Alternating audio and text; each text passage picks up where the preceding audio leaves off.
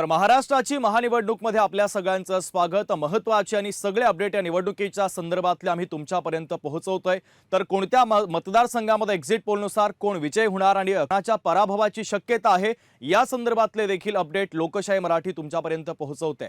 तर अहमदनगर अर्थातच अहिल्यानगर जिल्ह्यामध्ये अकोलेतून राष्ट्रवादी शरदचंद्र पवार पक्षाचे अमित भांगरे विजय होण्याची शक्यता आहे। तर अकोलेमधून राष्ट्रवादीच्या किरण लहामटे यांना फटका बसण्याची शक्यता वर्तवण्यात आलेली आहे। तर त्याच्या शेजारचाच मतदारसंघ असलेल्या संगमनेरमध्ये काँग्रेसचे नेते बाळासाहेब थोरातांचा विजय होण्याची शक्यता आहे। संगमनेरमधून शिवसेनेच्या अमोल खताळांचा पराभव होण्याची शक्यता आहे। सुजय विखे पाटील यांच्यामुळे या मतदारसंघामध्ये रंगत आलेली होती, मात्र त्यांना भारतीय जनता पक्षाने या ठिकाणी तिकीट दिलं नाही। तेथे ती जागा शिवसेनेला गेली आणि शिवसेनेला जागा गेल्यानंतर अमोल खताळ हे शिवसेनेचे उमेदवार होते।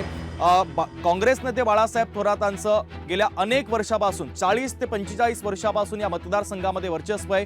ते वर्चस्व ते प्रस्थापित राखणार का हे पाहणं देखील तितकंच महत्त्वाचं राहील। या मतदारसंघामध्ये काँग्रेसचे नेते बाळासाहेब थोरातांचा विजय निश्चित मानला जातोय, तर अमोल खताळांचा पराभव होण्याची शक्यता आहे। त्याच्या शेजारचा मतदारसंघ अर्थात चर्चेतला मतदारसंघ ज्या ठिकाणी विद्यमान मंत्री आणि भारतीय जनता पक्षाचे नेते राधाकृष्ण विखे पाटील हे विद्यमान आमदार आहेत, तेच त्या ठिकाणी पुन्हा आमदार होण्याची शक्यता आहे। काँग्रेसच्या वतीने प्रभावती घोगरे यांना उमेदवारी देण्यात आलेली आहे, त्यांना त्या ठिकाणी फटका बसू शकतो। ज्या प्रभावती घोगरे यांच्यामुळे विखे पाटलांचे राजकीय विरोधक बाळासाहेब थोरातांची देखील प्रतिष्ठा या ठिकाणी पणाला लागलेली आहे। तर तिकडे शेजारचा मतदारसंघ असलेल्या कोपरगावमध्ये राष्ट्रवादीचे आशुतोष काळे विजय होण्याची शक्यता आहे। तर कोपरगावमधून राष्ट्रवादी शरदचंद्र पवार पक्षाच्या संदीप वरपे यांना फटका बसण्याची देखील शक्यता आहे।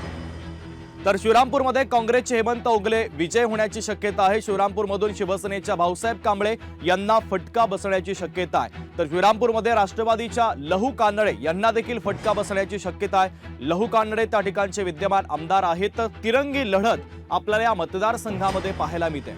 त्याच्या शेजारचाच मतदारसंघ असलेल्या निवासामध्ये ठाकरेंच्या शिवसेनेचे शंकरराव गडाख विजय होण्याची शक्यता आहे। माजी मंत्री ते राहिलेले आहेत, त्यांनी ठाकरेंना साथ दिलेली होती। निवासामधून शिवसेनेच्या विठ्ठलराव लंघे पाटलांना फटका बसण्याची शक्यता वर्तवण्यात आलेली आहे। तर शेवगाव हा महत्त्वाचा मतदारसंघ आहे। राष्ट्रवादी शरदचंद्र पवार पक्षाचे प्रताप ढाकणे या ठिकाणी विजय होण्याची शक्यता आहे। शेवगावमधून भाजपच्या मोनिका राजळेंचा पराभव होण्याची शक्यता या ठिकाणी वर्तवण्यात आलेली आहे। त्यामुळे राजळे यांना मोठा धक्का देखील या ठिकाणी सहन करावा लागू शकतो। तर तिकडे राहुरीमध्ये भाजपचे शिवाजी कर्डिले विजयाची शक्यता आहे। तर राहुरीतून राष्ट्रवादीचे प्राजक्त तनपुरे यांना मोठा फटका या निवडणुकीमध्ये बसू शकतो।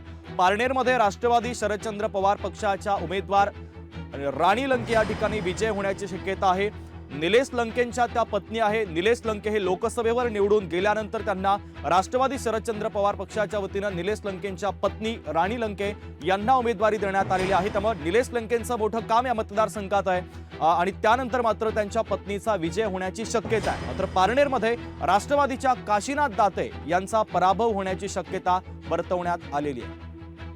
तर तिकडे जळगाव जिल्हा रावेरमधून भाजपचे अमोल जावळे विजय होण्याची शक्यता आहे। तर रावेरमध्ये काँग्रेसच्या धनंजय चौधरींना पराभवाचा सामना करावा लागू शकतो। या सगळ्या शक्यता आपण पाहतोय। भुसावळमध्ये भाजपच्या संजय सावकरे यांचा विजय होण्याची शक्यता आहे। तर भुसावळमधून काँग्रेसचे राजेश मानवतकरांना या मतदारसंघामध्ये मोठा फटका बसण्याची शक्यता आहे। जळगाव शहर मतदारसंघाचं गणित जर आपण पाहिलं तर भाजपचे सुरेश भोळे हे आता एक्झिट पोलनुसार विजय होण्याची शक्यता आहे। तर जळगाव शहरमध्ये ठाकरेंच्या शिवसेनेच्या जयश्री महाजन यांना मोठा फटका या ठिकाणी सहन करावा लागू शकतो।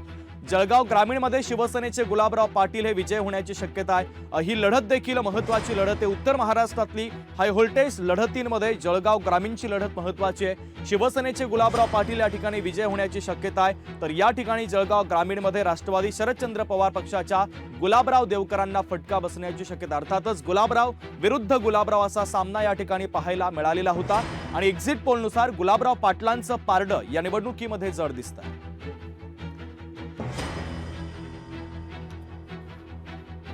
या संदर्भातले अधिकचे तपशील आपण ग्राफिक्सच्या माध्यमातून पाहतोय। अहिल्यानगर जिल्ह्यातील अकोले मतदारसंघामध्ये राष्ट्रवादी शरदचंद्र पवार पक्षाचे अमित भांगरे हे विजय होण्याची शक्यता आहे। तर किरण लहामटे की जे विद्यमान आमदार आहेत त्यांचा मात्र या ठिकाणी पराभव होण्याची शक्यता आहे।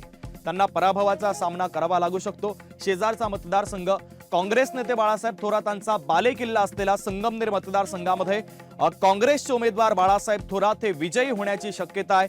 तर शिवसेनेच्या वतीनं अमोल खताळ यांना उमेदवारी देण्यात आलेली आहे, मात्र अमोल खताळांचा या ठिकाणी पराभव होतोय।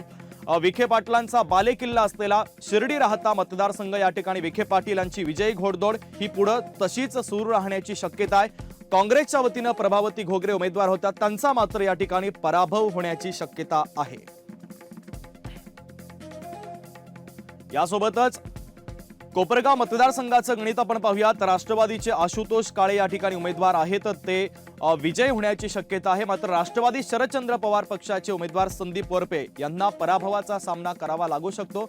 राष्ट्रवादी विरुद्ध राष्ट्रवादी अशी लढत कोपरगाव मतदारसंघामध्ये आपल्याला पाहायला मिळते। पुढचा श्रीरामपूर मतदारसंघामध्ये तिरंगी लढत होते। विद्यमान आमदार त्या ठिकाणी लहू कानडे आहेत, त्यांना मात्र आता या निवडणुकीमध्ये धक्का बसण्याची शक्यता आहे। हेमंत ओगले काँग्रेसचे उमेदवार आहेत, ते विजय होण्याची शक्यता आहे। भाऊसाहेब कांबळे हे शिवसेनेचे उमेदवार आहेत, ते देखील या ठिकाणी पराभूत होण्याची शक्यता आहे। मात्र विद्यमान आमदारांचे देखील या ठिकाणची जागा धोक्यात आल्याचं आपल्याला एक्झिट पोलनुसार कळत आहे। तर एकंदरीतच हे सगळे गणित आपण पाहतोय आणि या संदर्भात अधिकची चर्चा करण्यासाठी ज्येष्ठ राजकीय विश्लेषक श्रीकांत सोनवणे सर आपल्याशी जोडले जात आहेत। त्यांच्याकडून आपण महत्त्वाचं विश्लेषण घेऊयात। श्रीकांत सर, प्रामुख्याने उत्तर महाराष्ट्राचा आपण विचार करणार आहोत। उत्तर महाराष्ट्रामध्ये विधानसभा निवडणूक 2024 मध्ये अनेक दिग्गजांची प्रतिष्ठा पणाला लागलेली आहे। एक्झिट पोलनुसार दिग्गजांना देखील या ठिकाणी पराभवाचा सामना करावा लागू शकतो, ही शक्यता देखील नाकारता येत नाहीये। अनेक दिग्गज आणि त्या दिग्गजांची प्रतिष्ठा या निवडणुकीमध्ये पणाला लागल्याचं पाहायला मिळत आहे। विद्यमान आमदार देखील माजी आमदार होण्याची शक्यता या निवडणुकीमध्ये नाकारता येत नाही। एकंदरीत तुमचं विश्लेषण या उत्तर महाराष्ट्राच्या राजकीय वर्तुळामधील नेमकं काय सांगताय? यावेळच्या निवडणुकांमध्ये जे उमेदवार उभे आहेत तेच उमेदवार 2014 आणि 2019 मध्ये उभे होते। म्हणजे ही जी लढत आहे ही म्हणजे मैदान तेच आहे, उमेदवार तेच आहे, परिस्थिती मात्र वेगळ्या प्रकारची आहे। अगदी त्यामुळे या मैदानात कोण बाजी मारतं हा एक फार मोठा प्रश्न आहे। आता जर आपण बघितलं ग्राउंडवर तर बऱ्याच लोकांचं मिलीजुली किंवा 50-50% अशा विजयाची शक्यता निर्माण झालेली आहे।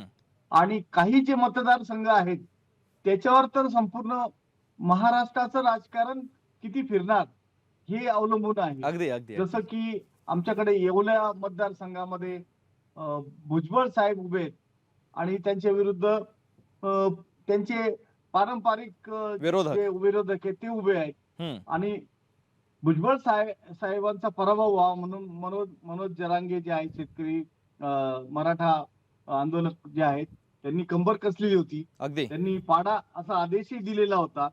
त्याचबरोबर जातीय समीकरण सुद्धा आता फार मोठ्या प्रमाणात उभं आलेली आहे। त्यामुळे या निवडणुकीकडे सगळ्यांचं लक्ष लागलेली आहे।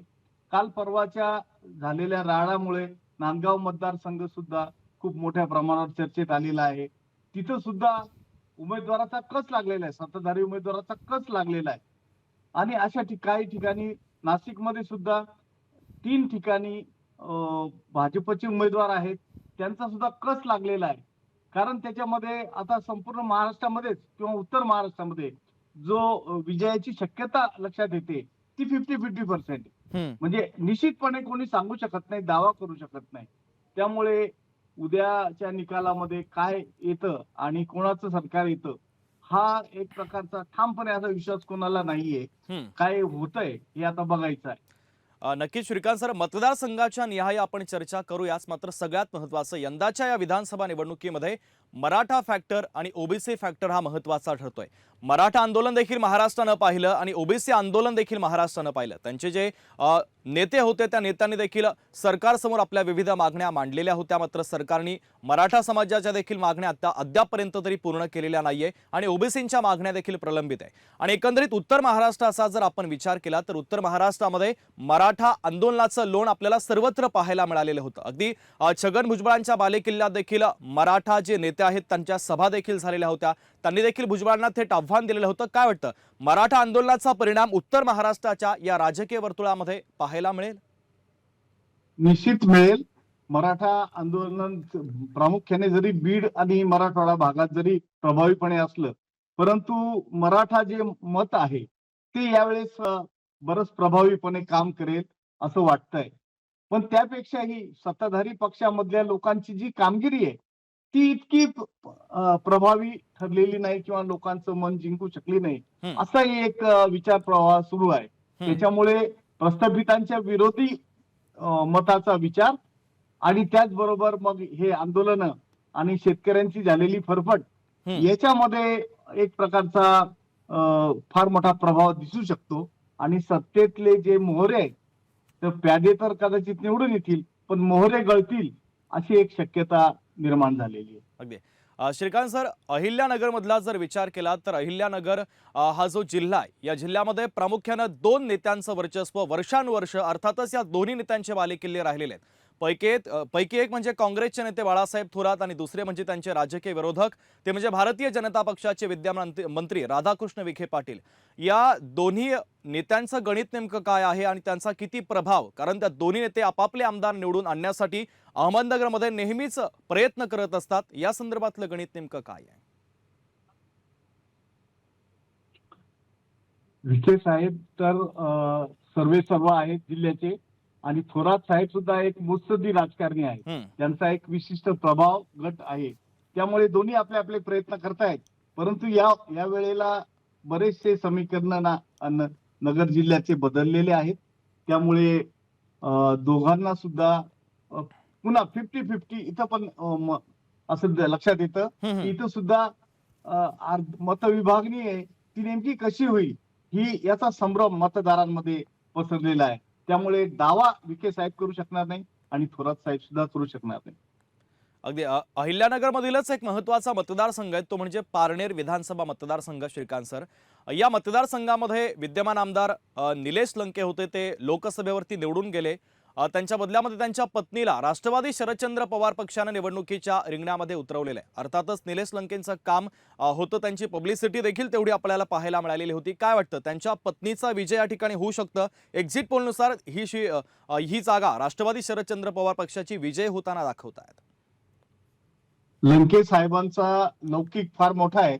लंके साहेब एक बंडखोर आणि लोकप्रिय असे नेते राहिलेले आहेत आणि ते लोकसभेवर गेल्यामुळे त्यांच्या पत्नीला ती जागा मिळालेली आहे आणि त्यांनी खूप मोठा जोर लावलेला आहे. त्यामुळे लंके साहेबांचा प्रश्न आणि माननीय शरद पवारांनी तिथं पोचवलेले निरोप, या निरोपाचं फार मोठं गणित या नगर जिल्ह्यामध्ये आपल्याला दिसून येतं.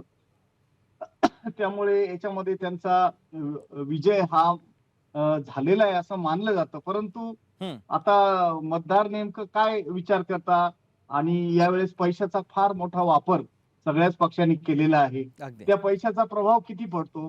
लाडकी बहीण आहे, त्या लाडकी बहीण योजनेचा प्रभाव महिलांवर किती झालेला आहे आणि त्यांना किती लाभ मिळालेला आहे, ते काय विचार करता, याच्यावर हे यश लंकेंचं अवलंबून आहे.